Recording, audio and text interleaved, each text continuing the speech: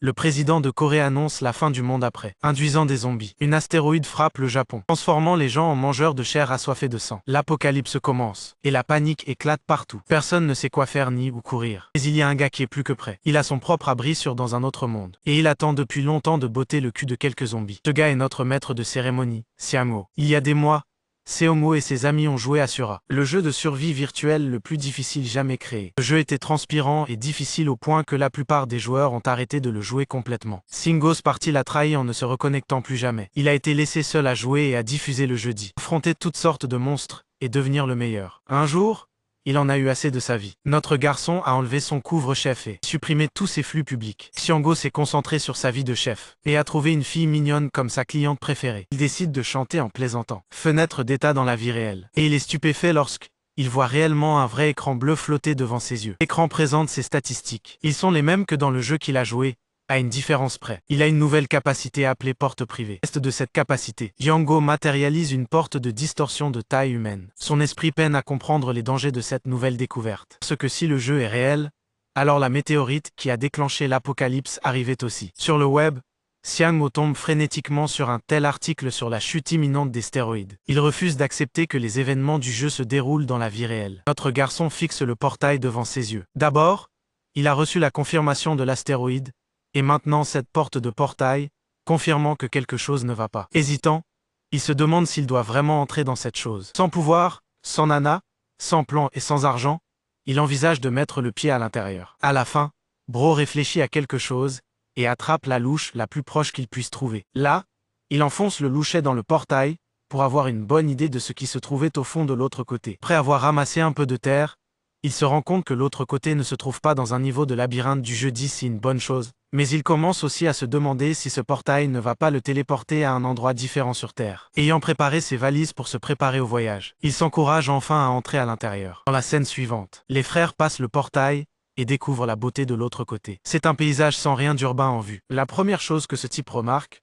c'est à quel point il fait froid par rapport à la normale. Sans signal sur son téléphone, ce type en conclut qu'il est coincé dans une sorte de zone reculée que personne ne pourra atteindre facilement. Longue histoire faite courte, le gars est dans la merde s'il est coincé ici. Je prends un Sharpie. Il marque l'un des arbres avec un numéro 0. C'est en fait un coup de génie de sa part, pour s'assurer qu'il ne se perde pas trop dans son processus d'exploration. Il commence à marcher et marcher, mais la marche l'épuise. La forêt semble sans fin, sans rien en vue. Au moment où ce type suppliait pour que les choses deviennent intéressantes, une créature le fixa non loin de lui. Instantanément, cette chose a bondi comme un prédateur et a fait une peur bleue à nos garçons. Heureusement, il s'agit simplement d'un magnifique cerf de la vallée et non d'une sorte de monstre mangeur de chair. Un détail intéressant est que le système a automatiquement identifié cette créature unique pour lui, confirmant que cet endroit est en fait séparé du royaume de la Terre. La créature le regarde, avant de s'enfuir sans un mot. Ce n'est pas que je m'attendais à ce que cette chose se mette à parler ou quoi que ce soit, mais vous voyez ce que je veux dire. Même notre protagoniste trouve bizarre que cette chose disparaisse comme ça. La bonne nouvelle, c'est que le cerf n'était pas agressif. Cependant, les choses vont vraiment devenir très moches pour lui s'il tombe sur des singes sanguinaires ou des sangliers. Un détail intéressant de plus est que le cerf de la vallée n'a jamais existé dans le jeu Sura. Dès son arrivée ici, il a eu une intuition frappante que ce royaume est lié à la vie de survie et à ses concepts. Sortant une lame, il avance, se préparant à tout ce qui pourrait surgir et le surprendre. Jusqu'à présent, il a nié la réalité d'une catastrophe qui se dirige vers la fin de l'humanité. Et juste au moment où il allait abandonner, il l'a trouvé. Ses yeux se posèrent sur la pomme soleil étincelante, un fruit mystique qu'il a cueilli de l'arbre. D'abord, il se demande s'il est permis de le mordre. Puis il prend une vraie bouchée et ressent un changement immédiat. Le système l'informe de la restauration de son endurance, et son corps scintille d'une lueur jaune. Ces effets sont en réalité les mêmes que le jus de pomme soleil qu'ils avaient l'habitude de boire dans le jeudi. Avec une chose de plus servant de pure confirmation, notre garçon est maintenant convaincu qu'il va bientôt arriver quelque chose de terrible. Frère était aussi en train de chier à côté de la merde de gobelins, ce qui signifie qu'il doit être prudent. Seong-ho pousse un soupir inquiet, essayant de renforcer son moral. Mais malgré ses croyances, il sait maintenant que la fin du monde est proche. Après avoir ressenti les effets des portes du portail, il en est sorti et est retourné dans son monde d'origine. Ici, Xiango a commencé à réfléchir à des solutions. Il voulait être prêt pour l'apocalypse à venir. Donc la première chose qu'il a faite a été de revoir toutes les images du jeu et de les stocker sur un disque dur personnel. Heureusement, il avait en fait diffusé le jeu à chaque fois qu'il y jouait, ce qui lui permettait de sauvegarder facilement ses données, même s'il n'avait jamais imaginé devoir les utiliser de cette manière un jour. la nouvelle de la chute de l'astéroïde lui parvint. La destruction du Japon commencerait dans 32 jours, en même temps que le début de l'apocalypse. Jusqu'alors, il a décidé de se préparer car le jeu était malheureusement rempli des pires mécaniques jamais vues. Le plus fou et problématique de tous était quelque chose appelé la maladie de la mort de fer. Ce petit phénomène a entraîné la corrosion et la destruction de chaque morceau de métal sur Terre. Bâtiment réduit en poussière, et cela a aidé l'essaim de zombies quelques heures après que cela se soit produit. Avec l'oblitération du métal dans la société moderne, l'humanité est revenue à l'âge de pierre. La maladie de la mort de fer a finalement diminué dans le jeu. Mais le problème principal était le fait qu'elle dure littéralement toute une année. Même alors, la maladie mortelle de fer qui arrivait ne signifiait pas grand-chose pour notre garçon, qui avait une solution sûre pour accéder à son portail privé grâce à son nouveau trait acquis. Bien sûr, Seong-Ho a une très forte présomption que la maladie sera incapable de traverser le portail. Pour conclure son analyse, il a attribué toutes les économies réalisées à l'achat d'équipements de niveau premium. Le gars était sur le point d'entrer dans un lobby de Call of Duty Zombie Apocalypse en temps réel, alors il a pris tout l'équipement et les fournitures nécessaires pour survivre. En vérifiant les forums la nuit, Seong-Ho se trouva déçu par les quelques personnes qui abusaient de leur capacité éveillée pour une vie de crime et de plaisir. Le matin venu, il acheta plus de provisions pour aider à sa mission éventuelle. Sur le chemin du retour, Bro a même acheté un arc de chasse par précaution. En faisant tout cela, il a eu une prise de conscience. Seong-Ho a pensé qu'il se prenait peut-être trop la tête avec tout ça. Peut-être qu'il s'emballait et agissait trop vite. Toutefois, il pensait pouvoir récupérer un jour toutes ses économies, même s'il avait tort. Avec ses courses du matin terminées, il rentra chez lui et mit une pancarte fermée sur sa boutique. Seong-Ho était plongé dans ses pensées lorsqu'il entendit soudain une voix. Temusha, un de Solo Leveling, demande avec inquiétude à propos de la boutique fermée. Il lui dit que c'est juste pour quelques travaux de rénovation. Ce qui l'a fait se demander s'il a marqué un grand coup et gagné beaucoup d'argent. Seong-Ho quitte rapidement la conversation en disant qu'il a du travail à faire. Mais soudainement, elle l'arrête et essaie de poser une question. La fille finit par être confuse et ne formule pas vraiment sa demande. Se retournant pour partir, Seong-Ho est intrigué par sa question et, bien qu'il aurait pu facilement la pousser à répondre, il est retourné à ses affaires. À l'intérieur, il a juré de prendre les choses au sérieux et de travailler sur des choses qui comptaient vraiment. Le mec a vraiment dit qu'il allait ignorer les méchants et se concentrer pour de vrai. Il commande l'ouverture du portail, réfléchissant à son style de jeu réel. On pourrait l'appeler un meneur de jeu ou un planificateur, un homme qui aime utiliser des stratégies pour surmonter chaque étape. Il n'était pas exactement un combattant puissant et comptait surtout sur son intelligence. La raison est en fait simple. Dans Sora, il y a une manière compliquée de gagner des stats. Vous ne les acquérez pas simplement après les montées de niveau. Vous ne les acquérez qu'après la chasse et l'exploration. En ce moment, notre garçon est dans l'autre royaume en train de perfectionner ses compétences avec l'arc. Clairement, sans aucune pratique ni enseignement auparavant, Bro utilise des tutoriels YouTube pour s'instruire. Seong-Ho se positionne correctement et vise pour tirer. Un côté de lui, issu du jeu, se reflète dans son expérience jusqu'à ce qu'il finisse par lâcher le tir. La flèche se dirige vers le tableau, touchant la cible. Frère est tellement impressionné par son talent qu'il pense être l'élu. Cependant, avec la douleur de sa main, Seong-Ho réalise que son véritable point faible est sa force. C'est pourquoi il veut se concentrer sur l'entraînement et améliorer son endurance physique. Avec les préparations de base terminées, il passerait maintenant à l'étape suivante. Immédiatement, il devait s'occuper de deux choses. Le premier consistait à esquisser une méthode pour traquer les monstres correctement. Le second était de construire une base à domicile où il pourrait stocker des fournitures sans souci. Cependant, à ce moment-là, il n'avait aucune arme et absolument aucune provision, car elles étaient en cours de livraison. Jusqu'alors, il chassait des pommes d'or et devenait fou de sa chance d'en rencontrer. Ayant marqué quelques endroits, il s'est appris à se préparer pour l'apocalypse à venir. Sa préparation précoce est la même raison pour laquelle il a survécu à Sura aussi longtemps qu'il l'a fait. Regardant autour de lui, Seong-Ho tombe sur des déchets de gobelins. Il avait l'intention de les trouver, simplement pour un objectif bien précis. Le truc avec les gobelins, c'est qu'ils adorent agir en groupe. Le fait qu'il n'y ait qu'une seule merde par terre, et je le dis littéralement, leur indique qu'il y en a un dans le coin. Po Inspector Pro Max interagit avec les déchets, et juge que le gobelin doit être un paria. Seong-Ho sait que ce type sera son billet d'or. Il doit le traquer du mieux qu'il peut. Par nuit, sa recherche du gobelin solitaire continua. Il entendit des loups à proximité, ce qui signifie qu'il est plus près de la vallée. Et alors il aperçoit le même gobelin qu'il cherchait. Ce Yomo se cacha derrière un arbre, mais il pouvait voir que cette chose ressemble identiquement aux créatures du jeudi. Maintenant, les gobelins sont censés être les monstres de la plus basse catégorie. Ils n'ont que des armes ou des lances et des flèches empoisonnées. Ils sont surtout connus pour mutiler leurs adversaires et les torturer. C'est en réalité la raison même pour laquelle notre garçon a choisi une arme à longue portée, un arc, pour son premier choix. D'après ce que je vois, le gobelin est vieux et en piteux état. Il n'a pas d'arme. Seong-Ho sort instantanément son arc. Il sait que s'il peut garder son calme, il tuera cette chose. La libération de l'arc. La flèche traverse le bras du gobelin, le transperçant. Seono visait sa tête, mais il est satisfait du résultat. Profitant de cet avantage, il tente de tirer son deuxième coup. Mais le gobelin lance une pierre avec tant de force que son arme lui échappe des mains. Tsuyomo se rend compte qu'il a affaire à un gobelin mature et expérimenté. Tous les deux préparent leurs lames pour un combat rapproché. L'affrontement ultime entre Sung Jin-woo et Bairu commence. Merde, attends,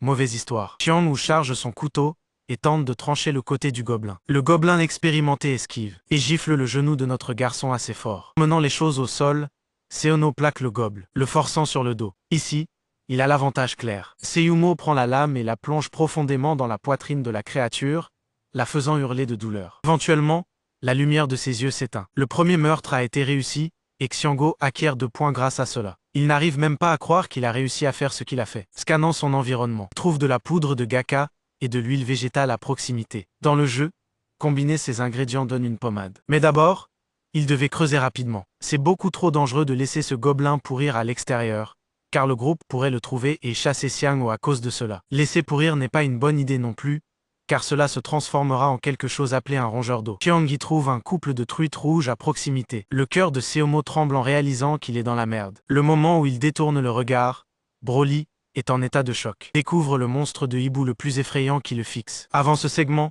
nous revenons aux courses de Xianggo dans le jeu lorsqu'il était joueur. Pendant ses streams, il a compilé un tas de matériel instructif pour le jeudi. Certains de ses membres de chat ont fait des dons d'argent pour qu'il puisse plonger directement dans le vif du sujet. Xianggo est allé au fond du sujet et a décrit son expérience avec les gobelins et les kobolds la dernière fois. Éviter le Bone Creeper est également essentiel. Mais la maison de la forêt abrite 2 des créatures les plus dangereuses du jeudi. Il s'agit des loups-garous et des ours busards. Les ours hibous sont des créatures territoriales, ce qui signifie que leur existence crée l'harmonie dans l'écosystème des monstres. Se rappelant l'ère du streaming, Seongo a ressenti de la chaleur dans son cœur. Il y avait ce type, Bulsamman, qui était toujours heureux pour lui. Les autres étaient cool et un peu bizarres, comme Barking Dog Dude qui n'arrêtait pas de taper Wolf dans le chat pour une raison inconnue. Étrangement, Seongo se demande pourquoi il est confronté à de si heureux souvenirs. Et c'est parce qu'il regarde en face l'incarnation de l'horreur littérale devant lui, une créature qui allait mettre fin à sa vie. Seongo refuse d'accepter la réalité. C'est comme si ses souvenirs lui disaient de se concentrer. Il utilise chaque instant à sa disposition pour réfléchir à un plan. Il sait déjà que les hiboux-ours sont presque vicieux et déchirent tout ce qui se trouve devant eux. Le fait que la créature reste immobile sans rien faire implique qu'elle n'a pas aussi faim. Mais la chose plus importante qui l'énerve en ce moment, c'est qu'ils ont envahi le territoire de la truite rouge. Avec tous ces facteurs importants pris en compte,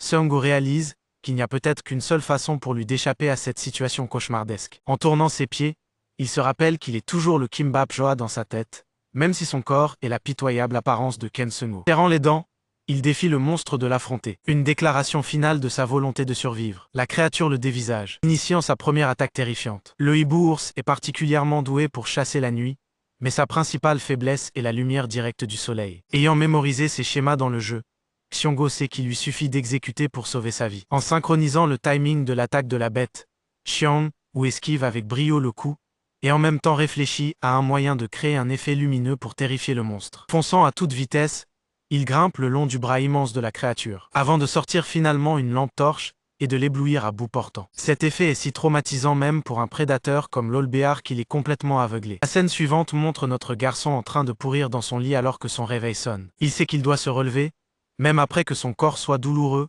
à en mourir après la nuit dernière. Seyumo s'est évanoui dès son retour à la maison. Son dernier souvenir est de lui courant pour sauver sa vie après avoir aveuglé le monstre. Par chance, il a couru droit dans un olbéar juste après avoir affronté un gobelin. Frère ne veut plus s'occuper de ses conneries et essaie de se lever pour manger quelque chose. Il embrasse le sol avec un bruit sourd, réalisant que ses jambes sont anéanties après ce cardio. Il a de la chance, il a toujours ses pommes dorées de l'autre royaume. Seyumo en attrape un et est mort dedans, régénérant instantanément son énergie. Enfin, il se sent plus vivant que jamais auparavant, se demandant s'il devait maintenant rassasier convenablement son estomac. Et après s'être arrangé, Bro finit par retomber sur Temusha 1. Elle est venue ici pour manger dans un restaurant différent et l'a croisé par hasard. Xianggo ne cherchait pas de compagnie, mais elle s'est assise ici parce qu'elle aime avoir un compagnon de repas. Ikyong lui demande précipitamment s'il a essayé d'ouvrir la fenêtre de statue. Son attitude enthousiaste fait réaliser à Seomo que ce doit être le sujet dont elle voulait parler la dernière fois, mais qu'elle s'était retenue. Mi-kyung lui montre les informations et lui assure que c'est réel. Certains joueurs éveillés utilisent en réalité leur pouvoir pour voler de l'argent aux autres. Seung-go est un peu surpris par sa confiance pour demander quelque chose comme ça directement. Il lui répond en mentant et dit que rien n'est apparu. Le truc,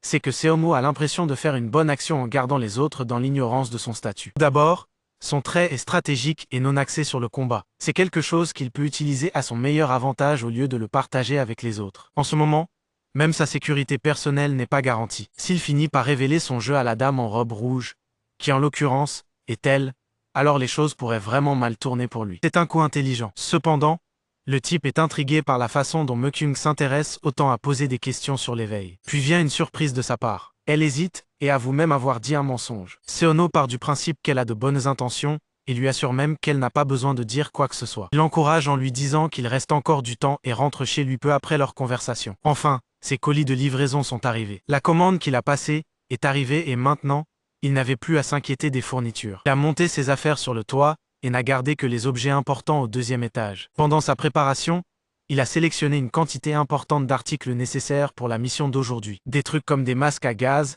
et des combinaisons, et d'autres équipements. Pour sa prochaine mission, notre gars a l'intention de trouver un endroit approprié à utiliser comme cachette. Il est nécessaire pour lui de construire une base, d'où l'utilité de la hache. En traversant le portail, Seomo se retrouve face à sa première piste pour trouver une cachette. Il a accidentellement découvert une grotte de gobelins en cherchant le vieux gobelin. Se souvenant de son emplacement, il se rend à cet endroit précis et le trouve. C'est un endroit assez pratique pour se cacher, parfait pour ses plans. Cependant, il devait d'abord vérifier quel genre de monstre vivait ici. Seono balaie l'environnement du regard et découvre de minuscules empreintes de kobolds qui sont passées par là. C'est en fait une découverte à célébrer, car ces gars-là ne posent aucun problème du tout. Seono avait déjà un plan contre les monstres de bas niveau dès le départ, donc il n'avait rien à craindre. La particularité des kobolds, c'est qu'ils sont des créatures nocturnes. Ils dorment actuellement, donc le plan de notre gars est de les asphyxier à l'intérieur. D'abord, il ramasse une pile de bois de chauffage en coupant quelques branches. Ensuite, il place le groupe collecté à l'entrée. La prochaine idée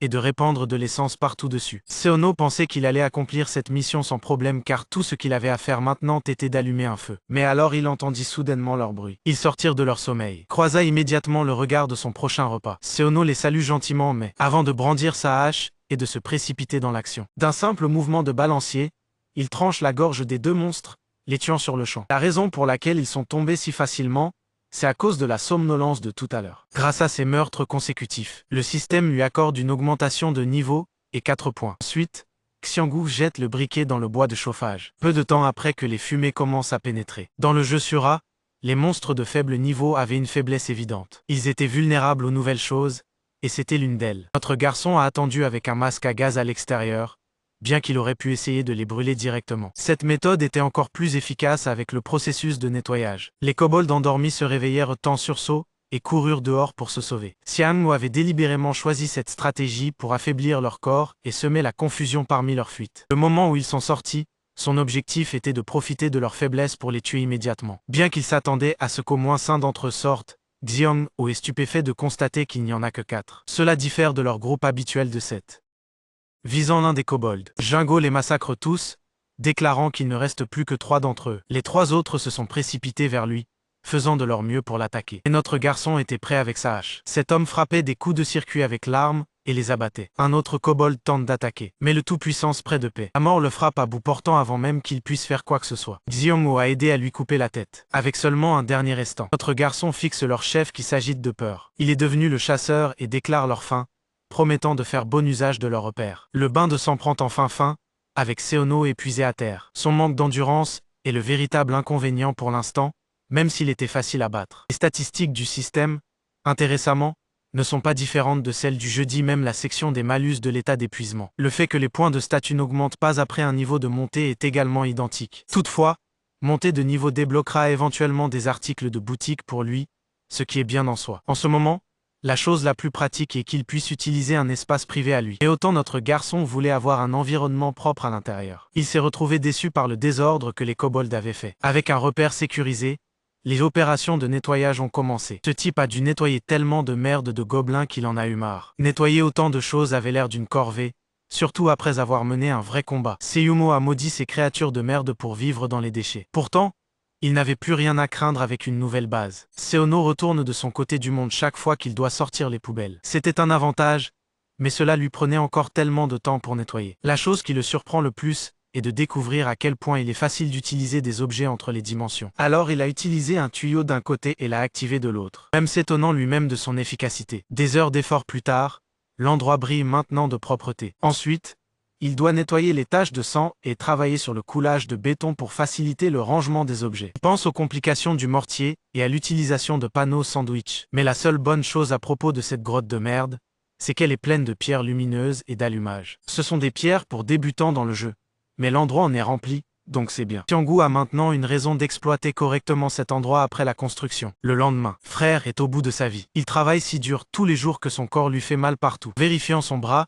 il s'étonne des quelques coupures qu'il a subies. Ces objets collectés de l'autre monde reposent sur le côté de la table. Seono se demande s'il devrait fabriquer un onguent en profitant de cette occasion. La méthode est assez simple. On met la poudre de gaka et le légume dans un rapport égal. Puis un peu de remuage et voilà. Une pommade de base pour une guérison simple. Grâce à l'expérience de nos garçons en cuisine, le chef a plus de facilité à les préparer. Appliquer simplement la pommade sur son bras donne l'impression d'une étape de franchie. Cependant, Seono est troublé par la réalisation qu'il pourrait devoir le refaire encore et encore. Il envisage l'idée d'améliorer ses statistiques en se concentrant sur les fondamentaux, mais d'un autre côté, il risque tellement sa vie qu'il pourrait même mourir avant que la fichue apocalypse n'arrive. Même si ce serait drôle à mourir, Xianggu ne veut pas prendre le risque et pense à utiliser une arme plus pratique comme un pistolet. Soudain, une idée lui traverse l'esprit. Il y a définitivement quelque chose qu'il pourrait utiliser. Séparé de l'intrigue principale du jeu, nous avons son lore de fond. Mais la grande question est, ce lore de fond s'appliquera-t-il même à l'apocalypse à venir? En utilisant ces informations,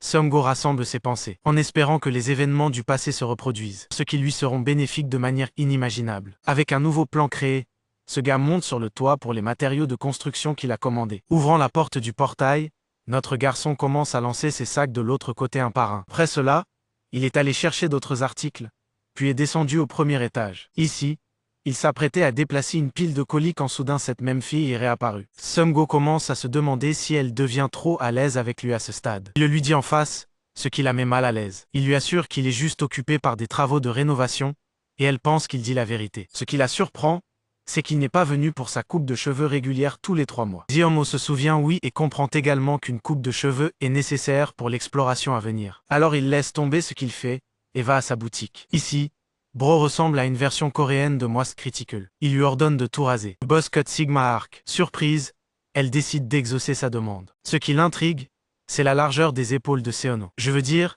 soyons honnêtes, aucune fille ne dira jamais ça sérieusement. Il lui dit qu'il s'est mis à la musculation. Tandis que Mikyom parle de la fenêtre d'état liée à la vie de survie du jeudi. Les éveilleurs sont des personnes qui ont joué au jeu au moins une fois. Tout ce temps, Xianggu fait l'idiot et est d'accord avec tout. Mais il demande aussi curieusement la source de ces informations. Soudain, un type tatoué entre dans le magasin. Il révèle qu'il est là pour les nouvelles informations. Drôlement, ce type a déjà combattu Xianggu dans le passé, mais seulement dans une compétition de chant. Notre gars est furieux que ce clown soit sa source d'information. Les cheveux blonds lui disent qu'une certaine personne a supprimé les flux et ne garde les informations que pour lui-même. C'est un moment gênant parce que ce gars annonce, même qu'il essaie de révéler la vraie localisation du joueur. Seono est vraiment curieux à propos de cette personne mystérieuse. Inak mentionne Kimbopchoa, qui était le pseudonyme de Xianggu. Cela complique déjà les choses, car maintenant notre garçon sait que des gens sont réellement à sa poursuite. Inran force la jeune dame à être audacieuse et à rejoindre leur équipe. Ce Yomo trouve que toute la situation est stupide. La seule raison pour laquelle il a supprimé la vidéo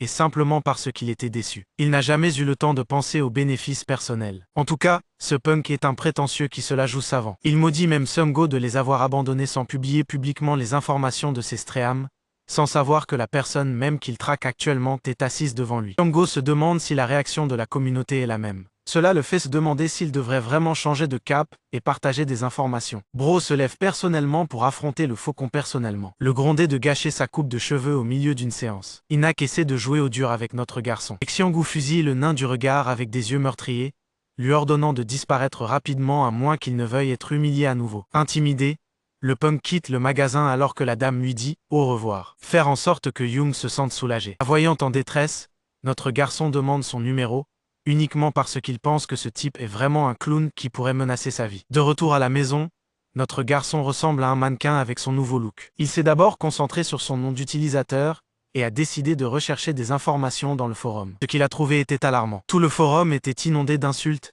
et de jurons dirigés contre lui. Il recevait une haine sans fin, jusqu'à ce qu'il finisse par trouver le nom d'utilisateur d'Inoc. Le clown a même utilisé un pseudonyme malgré la vérification complète accessible sur le site. Sa page entière était inondée de commentaires négatifs sur notre garçon, un vrai athée et redditor dans l'esprit, le corps et l'âme. Seomo éteint son ordinateur, sachant que c'est la seule réaction appropriée. Il n'était pas mentalement affecté, juste déçu. Mais alors son cerveau ressentit une étrange sensation de calme alors qu'il contrôlait le portail. Il a passé les 2 jours suivants à améliorer son repère, travaillant sur l'exploitation minière et la construction. La pioche l'a aidé. Ensuite, il a étalé le mortier avec de l'eau, lissé uniformément chaque jour. Avec le travail terminé, il sort en attendant que le mortier sèche. Pendant ce moment, il regarde la lune solitaire. Soudain, Sungo a réalisé qu'il devait répondre à cette injustice et à ce niveau de cruauté. Il n'est pas un genre de héros, et il ne cherche pas une grande cause dans la vie. Son objectif ultime est la survie ultime. C'est tout ce qui compte tant qu'il gagne. Prenant sa résolution, il se retourne et se retrouve effrayé. Il y a un gratte qui s'approche de lui en grinçant. Xiango était déjà énervé,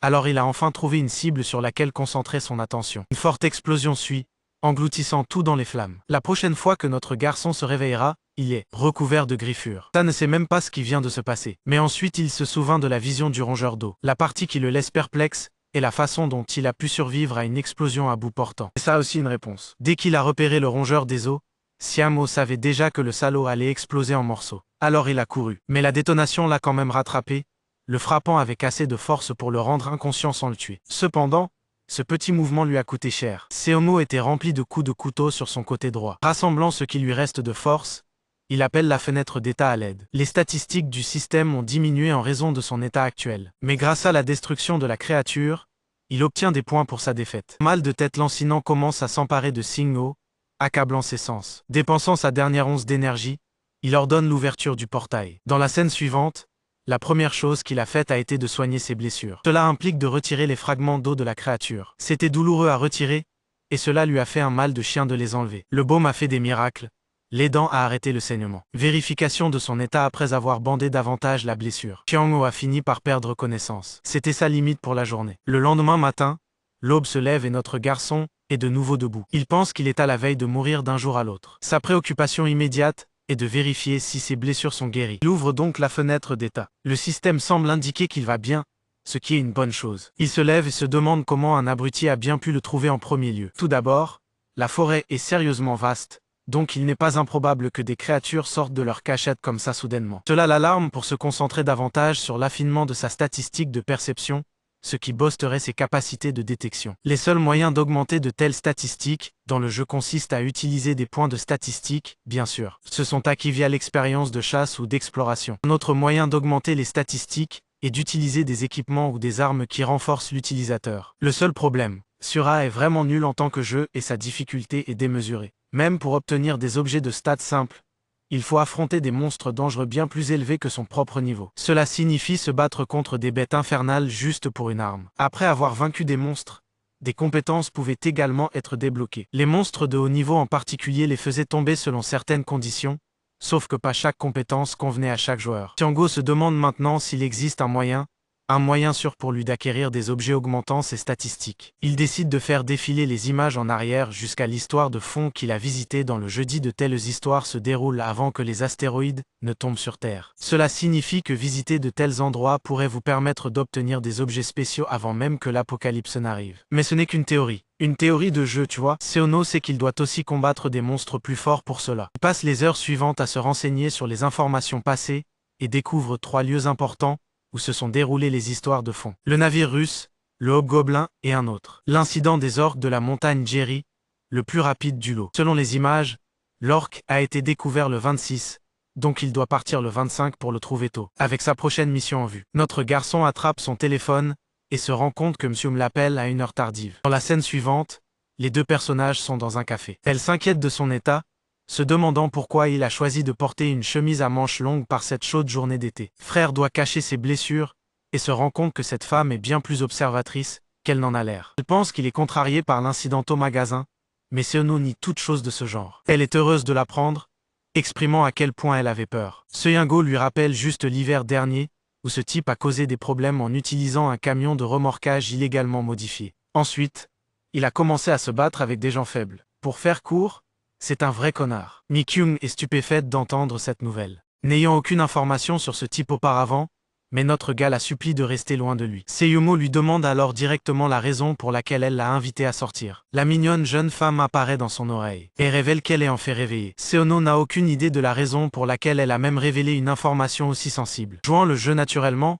il fait semblant d'être jaloux de ne pas avoir eu la même chance. Elle se sent mal de lui avoir menti, mais il la rassure en disant que ce n'est pas grave. Concluant leur réunion, il se lève pour partir. Seung-woo est heureux de se voir confier cette information et admet qu'il se sent mieux grâce à ces mots. Avant de partir, il laisse un petit indice en déclarant son intérêt pour le jeu de survie, avec l'intention pleine et entière de l'étudier maintenant. Rentré chez lui, Seono admet qu'il se sent vraiment heureux de trouver des gens comme elle, avec un bon caractère. Il vérifie les magasins et finit par acheter des drones trop cool, et même une voiture de location pour la navigation. Puis il se dirige directement vers son lit pour récupérer pour le lendemain. Le lendemain arriva enfin. Dès que l'aube se leva, il commença à préparer le matériel nécessaire pour chasser les orques. Dans sa base, il écrasait et raffinait des pierres à feu. Il devait être manipulé avec précision, sinon il s'enflammait avec un coup incorrect. Ensuite, il a jeté son dévolu sur la pierre lumineuse. L'exploitation minière les éblouit avec leur lumière, mais c'est bien alors il continue de le faire. Après avoir broyé les deux, il en fait de la poudre. Cela achève sa préparation pour la mission. Ensuite, il verse du sucre, de l'essence et des solvants organiques. Le dernier ingrédient est un agent durcissant pour solidifier la pierre d'allumage. Grâce à sa porte dimensionnelle aux coordonnées flexibles, il pouvait facilement installer un bureau sans difficulté. Avant de partir, il emballe toutes ses affaires dans sa voiture de location, satisfait de son achat. Les marchandises étant assurées, Seono conduit jusqu'à la montagne de Yiri pour tuer les orques. Il arrive sur le parking du camping de Yeonsunri avant minuit. Passer le temps restant pendant l'entraînement de l'image, en gardant son équipement en sécurité. Quand l'horloge sonne minuit, il commence sa recherche à grande échelle. 2 heures plus tard, la pluie a empiré, et le brouillard créé par la pluie rend difficile la visibilité devant soi. Il se demande d'où sortent les orques de la terre. Comme il a déjà jeté un coup d'œil autour du terrain de camping, il pense que le phénomène précurseur ne se produit pas dans la vie réelle. Mais soudain ses pensées sont interrompues par un rugissement assourdissant. Paniqué, il regarde derrière lui. D'où venait le son? C'est une silhouette sombre et menaçante qui s'approche de lui. Notre garçon se rend compte qu'il s'agit d'un orque, et pas d'un orque ordinaire. C'est une sous-espèce d'orque rouge, ce qui signifie qu'une baisse de compétence est garantie. Kim Si-yom essaie de se calmer tout en tirant un pétard. Si tout se passe selon son plan, il pourra définitivement le capturer. La méthode qu'il a imaginée pour gérer les orques est simple. Le premier pas est d'utiliser l'agressivité de l'orque pour attirer son attention. Quand l'orque est distrait par l'éclat du pétard, il commence à l'attaquer avec sa hache. C'est le moment de saisir l'opportunité. Viser l'orque et ouvrir instantanément le portail. Instantanément attraper et ouvrir une grenade assourdissante. En raison de la lumière intense, il n'était pas possible de voir le soleil. Il faudra environ 20 secondes à l'orque pour retrouver sa vision. Cela crée une course contre la montre. Puis, détruisez les muscles des orques, qui se sont desserrés à cause de l'effet du statut, pour faire chuter complètement ses mouvements de manière drastique. Le gobelin hurle de rage et utilise sa hache pour attaquer notre héros afin de l'écraser. Et rapidement, notre homme se baisse quand la hache est sur le point de le frapper, esquivant l'attaque. Puis il prend son couteau et poignarde le pied de l'orque. Le moment où le pied de l'orque est transpercé, il hurle de douleur, tombe à genoux. Quand le niveau des yeux de l'orque et celui de nos protagonistes sont les mêmes,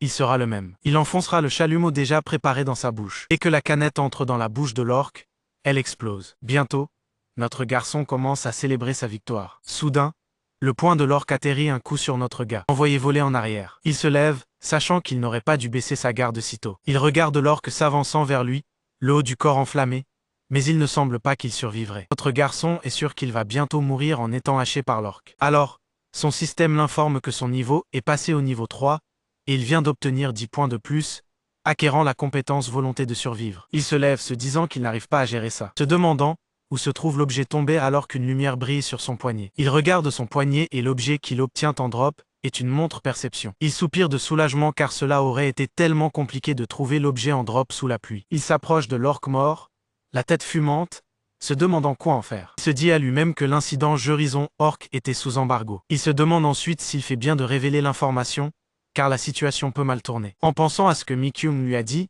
les éveillés sont les personnes qui ont joué à ce jeu au moins une fois. Ce qui signifie une chose, il doit y avoir plusieurs milliers de personnes qui se sont réveillées, même si une minorité. Ce sont des gars comme Owen Hawk. Ils provoqueront l'effondrement du système et des lois pour un gain personnel et feront éclater le chaos. Actuellement, le plus gros problème est qu'il ne peut pas laisser l'orque mort seul, sinon il deviendra un rôdeur d'eau et commencera à nuire aux gens dès demain. Soudain, une pensée lui traverse l'esprit. Pourquoi n'a-t-il pas pensé qu'il pourrait devenir un zombie? Même s'il est réveillé, il pourrait encore potentiellement devenir un zombie s'il est infecté par les spores. Il ne parvient pas à trouver la bonne chose à faire, étant incapable de prendre une décision. Il ouvre le portail tout en pensant aux quelques personnes qui auront survécu. Il est certain que le testament mérite une fin ordonnée. Notre garçon commence à creuser un trou dans le sol pour pouvoir enterrer l'orque qu'il vient de tuer. Il s'épuise rapidement et se demande comment il va faire pour mettre l'orque à l'intérieur. Sa nouvelle compétence lui permettra de survivre. Active dès qu'il est déclenché par l'épuisement pour accomplir la tâche immédiatement. Le héros commence bientôt à finir son travail rapidement. N'avoir d'autre choix que de travailler aussi vite que possible. Puis, il jette l'orque dans sa tombe tout en étant reconnaissant de la compétence. Après cela, il ouvre le portail et se retrouve dans une voiture en mouvement. L'effet résiduel prend du temps pour que son corps se remette avant qu'il puisse reprendre ses activités normales. Le lendemain, il se réveille en se demandant si la météo qu'il voit est réelle. Selon le plan, il aurait déjà dû établir une ligne de défense. Il regarde son téléphone, se demandant si les vestiges de l'orque rouge sont tous partis. Il prévoit de ne rien commencer aujourd'hui, ce n'est tout simplement pas le bon moment pour lui, et décide de jeter un œil aux articles qui ont été envoyés tôt le matin. À l'intérieur de la boîte, il y a toutes les armes dont il a besoin, bien qu'il ne puisse l'utiliser que comme un casse-tête indien. Quelques articles du colis manquent encore. Il ramasse une note indiquant que certains des articles qu'il a commandés sont illégaux à posséder et qu'ils n'ont pas pu passer la douane. Alors qu'il est occupé à regarder les armes qu'il a obtenues, il entend un autre fourgon de livraison. Il leur dit fort de laisser les affaires à sa porte d'entrée. On frappe à la porte, faisant se demander à notre gars pourquoi le livreur ne l'avait pas écouté. Il essaie de le répéter puis ouvre la porte. Ce n'était pas le livreur, c'était Mi-kyung. Elle se tient là, expliquant qu'il ne s'était pas vu depuis longtemps et qu'elle voulait discuter de quelque chose avec lui. Elle tient un sac avec de la nourriture dedans et se demande s'il veut manger du raboki avec elle. Il ne reste plus que 24 jours avant l'arrivée de l'apocalypse. Notre garçon n'arrive pas à croire que Mi-kyung a enfin visité sa maison. Devient clairement nerveuse et ne peut pas m'empêcher de rougir. Après qu'elle a servi la nourriture, elle lui dit de manger avant que la nourriture ne refroidisse et il l'écoute. Ils ont bientôt fini de manger et il lui demande de quoi elle voulait parler. Elle est allée droit au sujet, car il avait mentionné plus tôt qu'il se renseignait sur Sura, donc elle pouvait discuter de certaines informations importantes à ce sujet. Eh bien, ce n'est pas ce que notre garçon pensait qu'elle venait discuter. Il pensait peut-être qu'elle voulait sortir avec lui. Mais il se persuade que parler des choses apocalyptiques avec elle serait la meilleure option pour l'instant, parce qu'il a besoin d'avoir de bonnes personnes autour de lui en période difficile. Elle commence rapidement à sortir les poubelles tandis que notre garçon se prépare pour d'autres choses. Il a sorti son ordinateur. Il lui a même révélé qu'il s'était réveillé, car découvrir cela d'une autre manière n'aurait pas été idéal. Il commence par expliquer en détail la peste métallique de la mort. Et errer en groupe de plus de 6 personnes en fait une cible facile pour les zombies. Saisir la perception de cela est important pour la survie, en faisant de celle-ci la compétence la plus importante parmi les autres. Le but du jeu est de survivre. Alors qu'il s'apprête à expliquer davantage, elle l'arrête. Elle discute de ce qu'a dit Owen Hawk, Kimba pleuvait recevant beaucoup de critiques.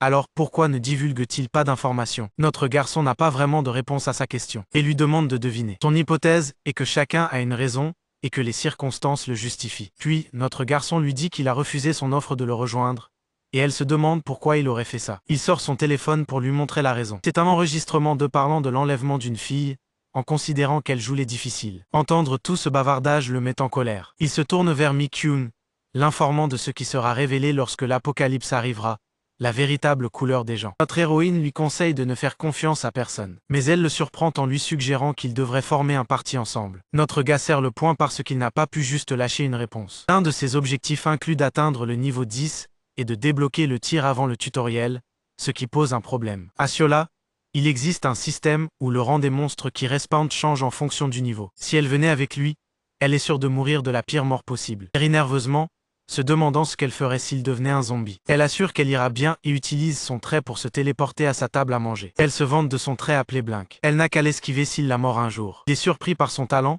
mais il l'avertit de ne pas le montrer à n'importe qui. Mais elle dit qu'elle lui fait confiance. Elle suggère brillamment qu'ils deviendront une grande famille. Équipe s'ils ne deviennent pas des zombies. Un peu plus tard, il se tient près des arbres en réfléchissant à la facilité avec laquelle il avait construit des clôtures. La première étape consistait à enfoncer des poteaux de support dans le sol pour les installer. Il a ensuite enroulé du fil barbelé autour d'eux et les a fixés. Après cela, il a installé de l'infrarouge à quelques endroits et son travail est terminé. Il regarde le travail qu'il a accompli, se félicitant lui-même étant sûr qu'il devrait au moins obtenir un point de dextérité pour cela. Xiango commence à marcher en arrière. Après avoir terminé les travaux de mortier et créé un mur de défense, il décide de commencer à déplacer les colis. Il a fini de déplacer les boîtes après un moment. On dit qu'il mesure ce qu'il doit faire ensuite. Soudain, il a froid et éternue. Il se rend compte que l'autre monde sera froid, et bientôt il devra se réfugier ici. Il doit donc réfléchir à des contre-mesures. Notre héros regarde l'entrée de la grotte et décide d'y construire une porte, car une simple tenture ne suffira pas. Avec chaque pas, sa liste de choses à faire s'allonge de plus en plus. Il s'arrête plus tard dans un atelier de menuiserie pour la production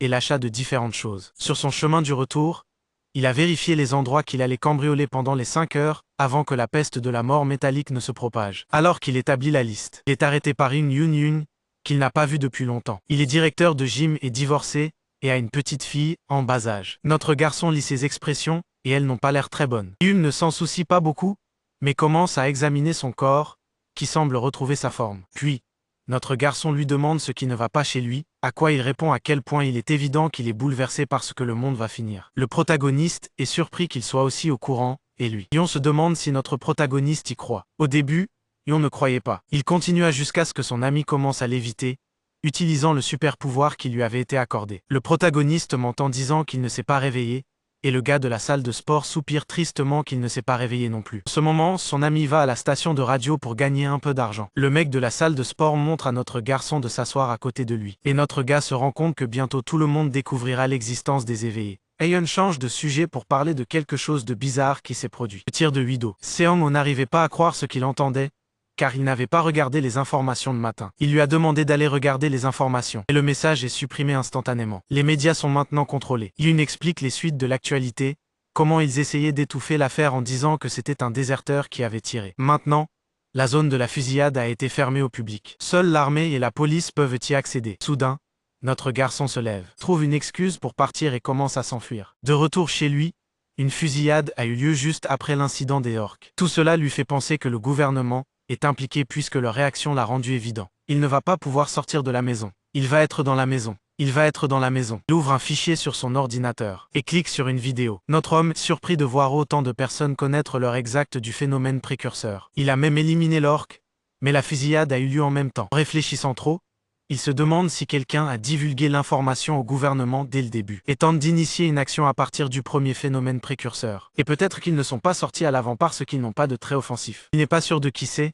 mais il y a définitivement quelqu'un derrière le gouvernement. Seono se demande qui cette personne pourrait être. Il a fait des recherches, et il lui est resté 3 joueurs vétérans. Après beaucoup de réflexion, il s'est débarrassé du créateur. Puisqu'il effectue ce mouvement dans le jeu en termes de réalité, les créateurs du jeu sont probablement des méchants. Si les méchants étaient soutenus par le gouvernement, ils ne le laisseraient jamais tuer l'orque. Il esquisse 3 visages qui sont les plus grands suspects. Il se demande si c'est le survivant numéro 1. Et si sa théorie est légitime, il n'a pas à partager cette information avec le gouvernement par lui-même. Notre gars se renverse dans sa chaise, se demande si le survivant numéro 1 est vraiment le gars qu'il connaissait. Il regrette ses amis vétérans et décide de leur faire confiance pour l'instant. Autre que cela, partager des informations n'empêcherait pas non plus la catastrophe qui se profile, donc il n'interviendra pas encore. 2 jours plus tard, il obtient son dormant, et sa réserve est prête, le premier abri est terminé. Il décide d'installer 2 plateaux logistiques, puis de percer le mur. Mais il y a beaucoup moins d'espace qu'il ne l'imaginait. L'étanchéité de la cave a été réalisée, et il y a travaillé petit à petit. Il s'éloigne en pensant qu'il comprendra une fois que ce sera guéri en phase 2. Il y a une tâche importante qu'il doit accomplir, réaliser des cartes avec son drone. Comme il faisait cela, avec son casque VR allumé, et le drone dans les airs. Il a vu l'abri au milieu, et a commencé à explorer les alentours. Grâce au drone, il a pu en apprendre davantage sur les champs de neige du nord-ouest. Un océan au sud. L'océan n'avait pas de monstres et regorgeait de proies, alors il décide de poser des pièges pour attraper des poissons. Il a examiné la vallée pour étudier l'écosystème autour de l'abri. Soudain, il voit l'endroit où il a enterré le hibou-ours, mais le cadavre a disparu. Il se demande si le gros peluche l'a mangé. Il ne porte pas de jugement car il y a beaucoup de traces de pas à proximité, la plupart étant des traces d'orques, ce qui rend la situation encore plus suspecte. Il mesure une distance entre la vallée et l'abri, qui est d'environ 1,5 km, rendant l'abri plus dangereux qu'il ne l'avait supposé. Sachant que les gobelins sont à proximité, il décide de ramener le drone à l'abri car il ne peut pas se permettre de le perdre. Il est capable de dessiner une bonne carte et connaît les types d'animaux que l'on trouve dans la forêt. La prochaine chose qu'il doit faire est de vérifier tous ces endroits par lui-même. Il commence par le marais le plus proche pour voir si l'agriculture est possible. Soudain, l'infrarouge s'éteint, et il sort en sachant que c'étaient des gobelins dans les parages, avec leurs empreintes de pas imprimées sur le sol. Notre garçon y pensait déjà, ce qui crée une occasion parfaite pour lui. Il se demande si c'est à cause de son statut de perception qui a récemment augmenté. Même le plus petit son était d'une clarté parfaite pour lui. Après un certain temps, il a pu repérer quelques gobelins sans se montrer. Il a créé l'angle d'embuscade parfait pour lui. Et il sort sa lance, et sa flèche lance et attaque vers la tête du gobelin. Le gobelin tombe mort et notre garçon est soutenu par les autres gobelins. Il commence à courir vers lui pour l'attaquer. Mais il s'en débarrasse rapidement comme s'il était facile à tuer. Il en tue 4 puis s'en va attaquer les 4 restants. Notre garçon se fait encercler par eux.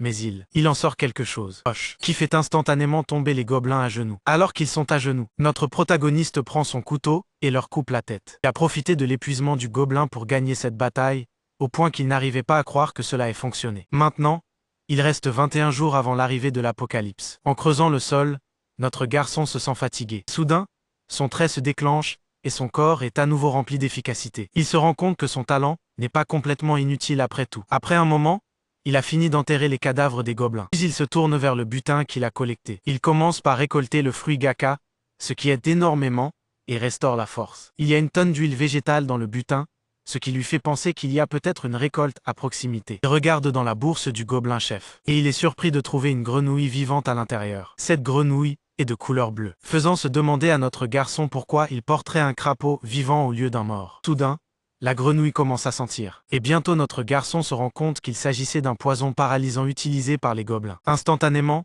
notre garçon décide qu'il doit élever ce crapaud coûte que coûte. Non seulement il trouve la grenouille super mignonne, mais en étant capable d'extraire du poison, il pourra créer une résistance au poison en l'injectant dans son corps. Avec le poison paralysant, la chasse deviendra également plus facile. Puis notre garçon décide d'un nom pour la grenouille, Jodo, visant à bien nourrir Jodo. Son système commence à le notifier que le crapaud est maintenant sa propriété. Il se demande si c'est comme un gadget caché ajouté dans la réalité. Il commence à trop réfléchir et à trop analyser la situation. Après cela, notre garçon commence à explorer et ouvre la porte dimensionnelle. Avec cette porte, il continue d'aller et venir et finit par achever sa réorganisation. Après cela, il commence immédiatement à inspecter les alentours. Il trouve ensuite un printemps qu'il a accidentellement manqué dans le drone. Il regarde l'eau et se rend compte que c'est de l'eau ordinaire et qu'il n'y a rien de trop dangereux à ce sujet. Il est surpris de trouver une cachette près de son abri. Juste derrière le printemps, il trouve un arbre à Gaka et des boutons d'huile végétale. Notre garçon a cueilli les fruits Gaka et récolté une quantité appropriée de bourgeons d'huile végétale. Après cela,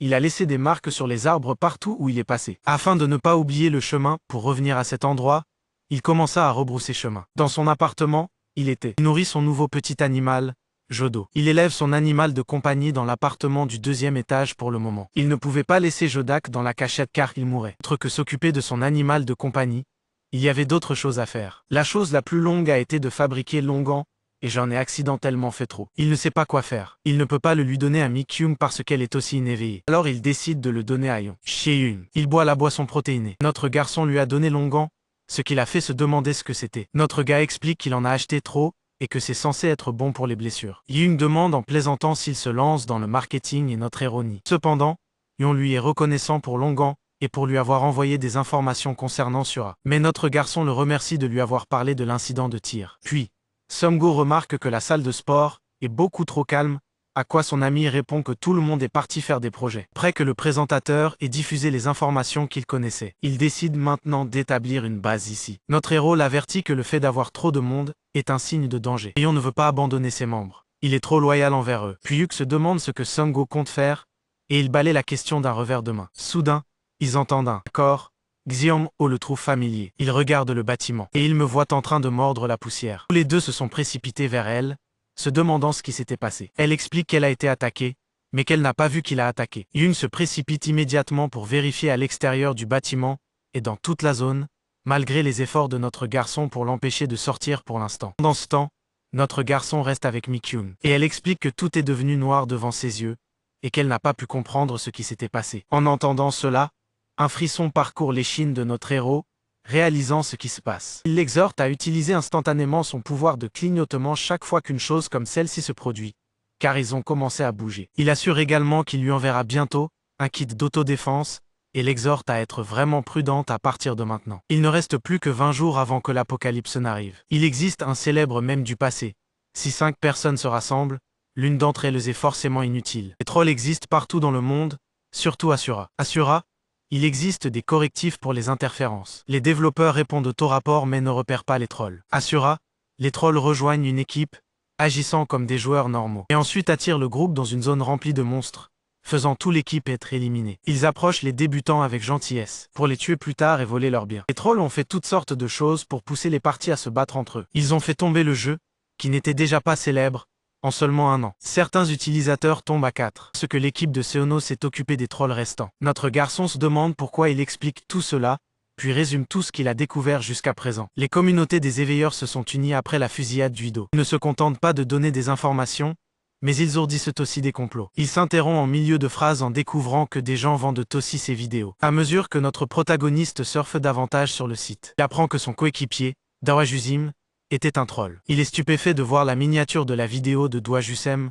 parlant de se faire porter par Kim Babju. Maintenant, Xiango se demande si ce troll essaie d'appâter les gens avec une vidéo éditée. Surpris Ingli, il applaudit Dawajusam alors que Dawajusam est félicité pour sa réflexion. Il s'étire en décidant de s'entraîner, plus pour s'attaquer à ce genre de personnes. Pendant les 13 prochains jours, chaque fois qu'il avait du temps, notre héros apprenait constamment l'utilisation des armes et les techniques pouvant être utilisées dans un combat réel à partir d'une chaîne de survie MeTube en ligne. D'autre part, à cette époque, il a vu des monstres attaquants, y compris des repères. De plus, il existe un certain nombre de stratégies et d'armes qui n'ont pas pris en compte la maladie du fil. Par conséquent, après s'être entraîné pendant ces 13 jours, Xiang a enfin hâte de choisir une arme principale. Une arme qui peut être utilisée si la maladie du fil se déclare, et qui est également efficace contre les combats antipersonnels et l'élimination des monstres. Il regarde dans son sac à outils et trouve un casse-tête indien, une fronde en bois, des perles en argile d'ocre et une hache en pierre artisanale. Cependant,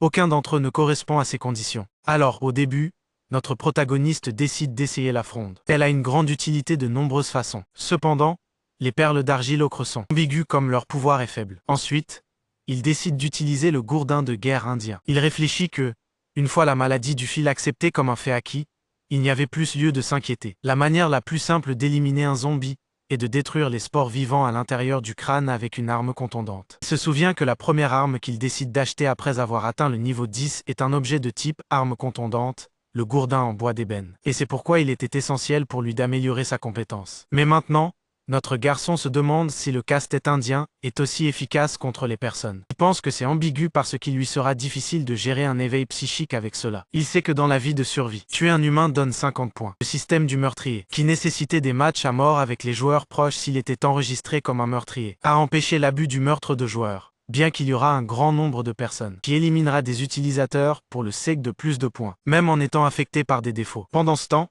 il détruit complètement le mannequin avec sa massue de guerre indienne. Il décide d'éviter ce genre de joueur jusqu'à ce qu'il termine la collecte d'objets et de compétences. Après s'être entraîné dur, notre héros essuie sa sueur de son visage, tout en planifiant de démanteler complètement le magasin.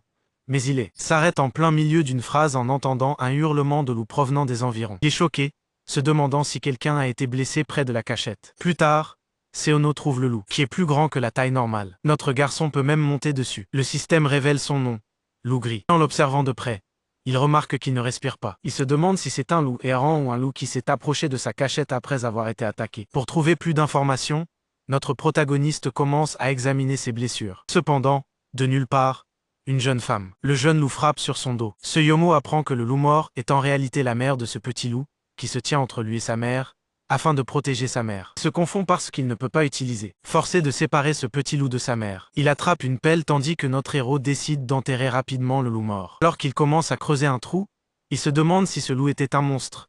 Alors il se transformera en un rongeur d'eau. Et si ce n'est pas le cas, alors il attirera plus de monstres. Après un certain temps, le trou est complètement creusé, pendant que le jeune loup dort à côté de sa mère, rappelant à notre garçon son jeune moi et Munchi, le chien qu'il a élevé dans son enfance. Ensuite, il attrape le petit loup, expliquant que sa mère dormira ici. Il ajoute qu'il peut rendre visite à sa maman quand il veut, comme il prévoit de faire un trou pour chien dans la porte de la cachette. Puis, ce ONGO donne un morceau de viande au loup, promettant de s'assurer qu'il ne mourra jamais de faim jusqu'à ce qu'il grandisse. Demande son aide en retour avec son incroyable odorat. Quand il demande s'il est d'accord, le petit loup répond joyeusement en émettant un doux son. Puis notre protagoniste lui donne un nom, Dingo, en lui caressant la tête. La fenêtre du système s'affiche, notifiant qu'il a réussi à communiquer avec le loup gris. Et ce loup gris, Dingo, sera considéré comme sa propriété. Il reste alors 19 jours avant que l'apocalypse n'arrive. Sungo est occupé à entraîner Dingo. Il lui ordonne de répéter les actions qu'il vient de lui apprendre. Quand notre garçon appelle pour une patte, Dingo la pose sur la main de son maître. Ensuite,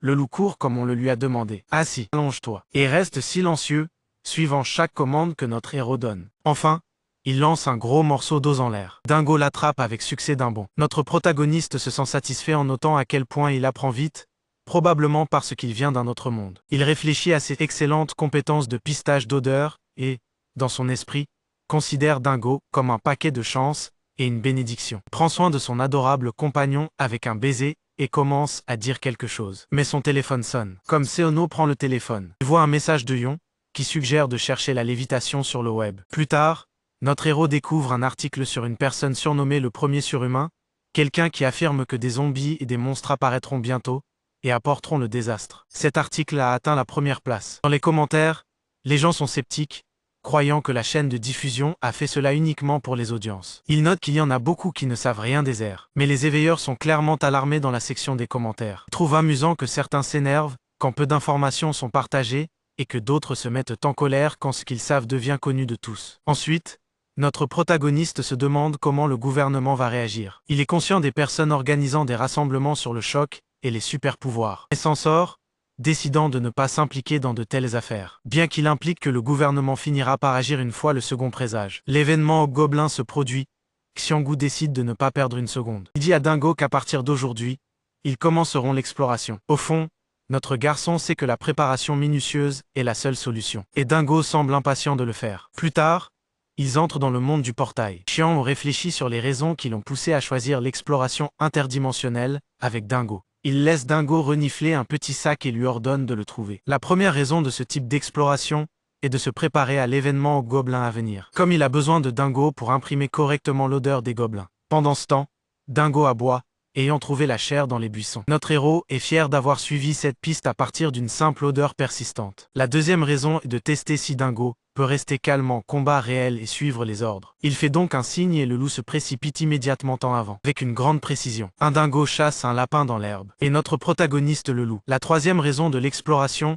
est de confirmer si la chasse est possible dans l'autre monde. Seongo s'approche de Dingo pour inspecter sa proie, observant le lapin mort et notant ses fortes griffes et sa grande taille. Ensuite, notre garçon et son petit loup continuent d'explorer. En avançant, il se demande à quoi ressemblerait la cognition de Dingo sous forme de statistiques. Il décide de se diriger vers la vallée pour vérifier par lui-même. Ensuite, une fenêtre système s'affiche, l'informant que la santé de Dingo a augmenté de 1. Se souvenant de sa propre stature de Kimbafa à 170, notre héros est impressionné par la rapidité avec laquelle Dingo grandit. Soudain, Dingo commence à tousser, et notre protagoniste se précipite pour offrir de l'eau. Il rappelle à son partenaire de ne pas aller seul dans les bois. Dingo boisson. Tandis que notre garçon repère un gros poivron, vert à proximité, et se demande s'il l'a mangé. Le système révèle qu'il s'appelle Bull Pepper. Seono est ravi de le trouver dans les bois et félicite Dingo, promettant beaucoup de friandises plus tard. Ils creusent pour récolter le piment taureau. Ensuite, ils partirent pour leur dernière chasse. Tous deux s'assirent sur des rochers au bord d'un ruisseau. Cette fois,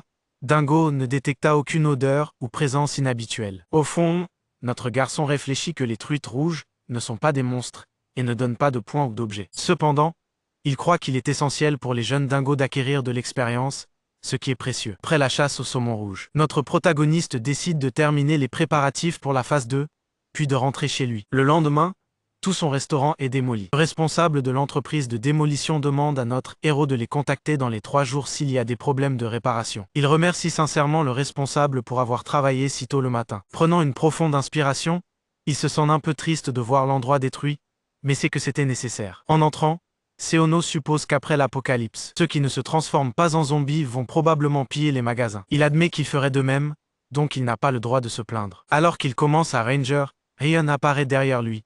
Un peu plus. En observant la pièce vide, Yum mentionne qu'il n'a laissé que le strict nécessaire en équipement. Lorsque notre garçon se demande à voix haute pourquoi Yun est là, Yun claque des doigts contre le front de Seongo, furieux que notre héros soit parti la veille sans un mot. Maintenant, dit Yun, il est venu juste pour vérifier si Seongo est même encore en vie. Pendant ce temps, Dingo observe Yon avec des yeux froids. Yon se demande à voix haute si Seongo a toujours eu un chien, mais il explique qu'un est parti depuis longtemps. Il ajoute que c'est son nouveau compagnon. Et Yon trouve le loup adorable. Puis, Seono demande à nouveau pourquoi il est là, et Yon répète qu'il n'est venu que pour prendre de ses nouvelles. Notre héros ne croit pas cela, alors Yon partage une autre raison de sa visite. Il admet qu'il était inquiet mais cela révèle également qu'il a trouvé les responsables de l'attaque contre Mukung. Il ne reste plus que 17 jours avant l'arrivée de l'apocalypse. En s'asseyant avec Yun, Seongo apprend que la fête organisée par Kim Chaeol-yoon l'homme connu pour toujours porter un chapeau, vise en réalité Mi-kyung. Yoon mentionne également que la dépanneuse, que notre garçon n'aime pas, est impliquée dans leur fête également. Il pointe en direction des montagnes devant eux et demande si la zone près du pied de la montagne est là où le redéveloppement s'est arrêté, ajoutant que leur cachette se trouve là-bas. Cependant, notre protagoniste est curieux de savoir comment Yoon a pu découvrir tout cela, et Yoon explique que les indices se sont simplement alignés. Il déclare que Han Jin-sung, celui qui peut l'éviter, est récemment apparu dans une émission de variété. Yoon lui avait demandé directement. Engin a révélé qu'il avait rencontré le groupe de Chaeyoung auparavant, mais que tous leurs membres étaient désagréables. Han Jin a donc refusé de rester avec eux en raison de personnalités conflictuelles. Après ce qui est arrivé à Mi-kyung, toutes les membres féminines ont commencé à quitter la fête. Lorsqu'interrogées sur leur départ, ces femmes n'ont déclaré avoir reçu que des offres d'autres parties des éveillés. Yoon demande l'avis de Seung-ho, et notre héros répond que, contrairement à Mi-kyung, les autres membres féminins ont dû être trompés pour rejoindre. Yoon révèle alors soudainement que leur groupe n'est désormais plus composé que de 4 membres, y compris lui-même. Cette révélation stupéfie notre garçon, qui se souvient qu'il y avait 20 membres seulement quelques jours auparavant. On ne donne pas plus de détails, mais il sait que leur parti ne compte désormais plus que 2 éveilleurs. Seung-ho a du mal à assimiler cela, se rappelant qu'ils avaient rendu des services à ces membres qui avaient pourtant décidé de partir. Pourtant, Yoon reste calme, expliquant à notre protagoniste que c'est ainsi que les choses se passent. Ces personnes ne pensaient qu'à elles-mêmes. Plus que cela, Hyen dit qu'il s'inquiète pour la petite Ji-eun, se demandant s'il doit ou non contacter son ex-femme. Notre garçon garde son sang-froid, sachant que leurs situations ne sont pas les mêmes. Il veut savoir si sa propre façon de penser est correcte. Il veut demander quelque chose à Yoon qui lui trotte dans la tête. Notre protagoniste se demande si l'apocalypse arrive vraiment et que les gens commencent à menacer Yoon, que ferait-il? Avant qu'il ne puisse finir, Yoon l'interrompt, affirmant qu'il n'hésiterait pas à les tuer. Et on dit qu'il a un principe contre le fait de blesser les autres, mais en cas de catastrophe sans loi, il n'y aurait pas d'autre choix. Il croit que dans de tels moments, il n'y a pas de place pour le mal de survivre. Puis, Hyen demande avec curiosité pourquoi Seung-ho poserait une telle question, notant que cela ne lui ressemble pas. Notre garçon ne donne pas de vraie réponse. Et c'est alors que quelqu'un crie à l'aide. Le son provient du téléphone portable de notre héros. Eung se demande s'il s'agit du cri d'un enfant perdu. Mais Seung-ho vérifie la carte et ajoute la carte. Demande à Yoon de s'occuper de Dingo un moment. Ailleurs,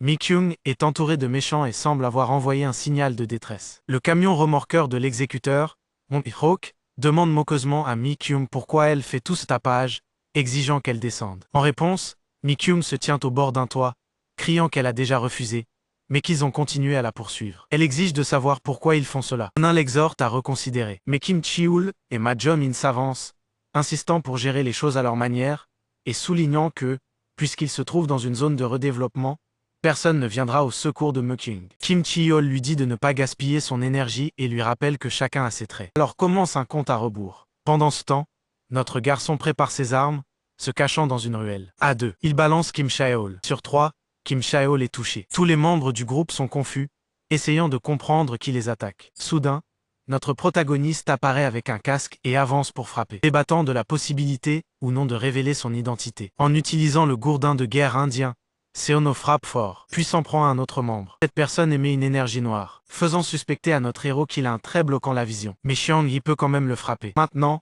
notre héros respire fortement et quand il voit Mi-kyung, elle l'avertit de faire attention. Il se retourne et voit Kim Chae-hool venir vers lui avec une batte. Il frappe et endommage son casque. Seung-ho est choqué par la force destructive de l'attaque. En même temps, Kim Chi-hool réalise qui il est. Mais notre garçon est plongé dans ses pensées, reconnaissant que le trait offensif de Kim Chi-hool est extrêmement puissant, même au premier stade. Kim Chi-hool jure de handicaper notre protagoniste. Ses membres du groupe se lèvent pour le soutenir, déterminés à libérer toute leur force malgré le fait qu'ils ne soient pas des éveilleurs. Han attaque notre héros avec de l'électricité, se moquant de lui alors qu'il s'approche. Seung-ho ne sait pas quoi faire alors que son adversaire fait étalage de toutes ses compétences. Il se demande s'il devrait utiliser la porte dimensionnelle, juste au moment où il s'apprête à frapper. Dingo apparaît et mord le bras d'Onin. Il sort d'une ruelle, demandant si c'est vraiment approprié en plein jour et je suggère que le groupe parte s'ils ne veulent pas d'ennui, en précisant qu'il appelle le 1 ou le 12. Tous les membres du groupe décident de se retirer pour l'instant. Hyun commente qu'ils ont l'air faibles mais agissent encore avec arrogance. Ensuite, Mi-kyung descend et immédiatement saisit immédiatement la tête de notre héros, vérifiant s'il va bien. Il note que son casque est fissuré et Hyun propose à notre garçon de faire de l'autostop. Les voyant tous deux inquiets, les pensées de Seung-ho se sont tournées vers ses anciens compagnons de jeudi. Quand Lee-kyung suggère une visite à l'hôpital, notre protagoniste se détourne, et insiste qu'il va bien. Il demande ensuite à Young s'ils peuvent faire entrer Mi-kyung dans leur groupe. Young dit que ce n'est pas un problème tant que Mi-kyung n'y voit pas d'inconvénient, et elle accepte avec joie. Et Hiro s'en va, disant qu'il a des choses à faire. Pendant que Young et Mi-kyung se demandent pourquoi il agit si bizarrement. Prêt à être rentré chez lui, notre héros se concentre sur le contrôle de ses émotions et la planification de la deuxième étape de ses préparatifs. Son départ brutal était inévitable, et Hwarion et Mi-kyung ensemble lui a donné l'impression qu'il pouvait leur confier le secret de ses capacités. Et la décision était déjà prise. Pour tirer le meilleur parti de la porte dimensionnelle, notre garçon doit monter rapidement de niveau et se concentrer sur l'acquisition de compétences et la récolte. La phrase « écrasez-les avec la puissance des objets » résonne plus fortement après avoir combattu la bande de la montagne. Il se rend compte que s'il se prépare pour l'apocalypse comme prévu, il y aura un écart de 3 niveaux ou plus, provoquant la résurrection de monstres plus forts près de lui et rendant plus difficile la coopération avec ses deux compagnons. Il continue de travailler jusqu'à ce qu'il ait l'impression de s'améliorer. Il termine d'installer un poêle à bois dans son refuge, sachant que cela l'aidera à bien dormir la nuit. Dingo aime aussi le poêle, dormant profondément à côté. Maintenant, notre protagoniste n'a plus que quelques petites choses à installer à son arrivée, et son premier abri sera presque terminé. Déterminé, il décide de passer une nuit blanche. Il reste alors 16 jours avant que l'apocalypse n'arrive. Le présentateur de journal informe les téléspectateurs sur l'astéroïde observé plus tôt. Selon le rapport, la HSA a annoncé que Yinjambi est entré au milieu du système solaire. À sa surveille de près sa trajectoire, mais la météorite a été divisée par la gravité de Jupiter. En réponse, le chef du département d'observation des météorites, Thomas Chandler, informe le public que les deux fragments, Yinjambi Alpha et Beta, n'ont aucune chance de s'approcher de la Terre. Cependant, Songo se souvient que le jour des 5 jours avant l'apocalypse, Yinjambi Beta a été le premier à tomber. Il s'est écrasé près d'un navire russe dans l'océan. Et le tsunami qui en a résulté a poussé le navire à terre au port de Ganchon. C'est ainsi que les zombies sont apparus pour la première fois en Corée. Le présentateur de journal continue de faire un reportage sur l'incident de tir à huis d'eau. Le président Jang Won-tae n'a pas quitté sa résidence depuis une semaine, poussant les dirigeants des partis d'opposition à émettre une déclaration conjointe affirmant leur accord pour organiser une audition. Certaines personnes disent maintenant que cela est lié aux rumeurs sur les éveilleurs et la catastrophe imminente. En entendant cela, notre garçon admettant lui-même que c'est vraiment la fin du monde. Il pense que c'est une bonne chose que les médias s'intéressent enfin à ces questions, et conclut qu'il sera désormais plus difficile pour les éveillés de commettre des crimes. Ensuite, il décide de vérifier la réaction de la communauté sur son ordinateur portable. Alors que notre protagoniste fait défiler la section des commentaires, il remarque que les gens ont partagé des avis tranchés sur la situation. Par coïncidence, il repère un commentaire de MyDream et se demande si cette personne a été active tout ce temps. Mon rêve était de devenir un joueur connu pour sa gentillesse envers les débutants. Et le groupe de Xiong-ho avait joué avec lui à quelques reprises. Mon ambition de rêve était de construire un bunker, et si notre héros n'avait pas eu de portail,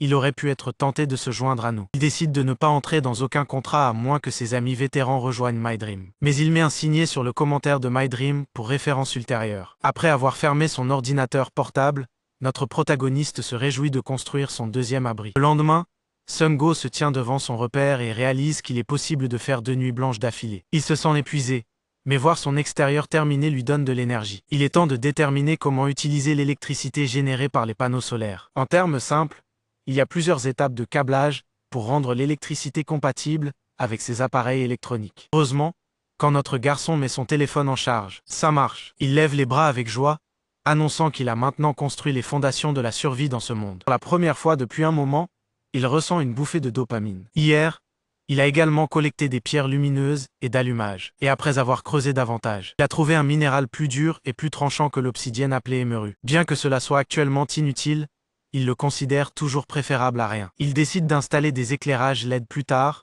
mais avant de dormir, il doit organiser les réserves de nourriture dans la cave. Soudain, un bruit fort de dingo attire son attention. Se précipiter dehors. Siam trouve Dingo, affrontant des loups à crinière, une sorte de monstre qu'il reconnaît de Sora. Il se demande pourquoi ces créatures, qui vivent habituellement dans les zones de haute altitude, sont ici. En observant la colère de Dingo, notre héros suspecte que ce pourrait être les loups qui ont tué la mère de Dingo. Il essaie de calmer Dingo, mais au fond, il sait qu'il ne peut pas vaincre tous les loups en ce moment. S'il se déplace pour chercher une meilleure arme, il risque d'exposer son dos et d'être attaqué, ce qui pourrait être fatal. Par conséquent, notre protagoniste décide de se concentrer sur le fait de faire partir le loup alpha, sachant que le reste suivra probablement. Il observe le comportement extrêmement prudent des loups et remarque qu'ils ne bougent que lorsque l'alpha agit en premier. Ensuite, il envisage s'ils peuvent coordonner une attaque. Il note également que ces loups sont extrêmement sensibles aux odeurs. Heureusement, Seono a du spray au poivre avec lui. S'il peut le pulvériser sur l'alpha, il pourra l'éloigner de l'abri. La sueur coule sur son visage alors qu'il envisage le risque d'être attaqué avant de pouvoir agir. Il se demande s'il y a un moyen de le distraire et de frapper avec le spray. Soudain,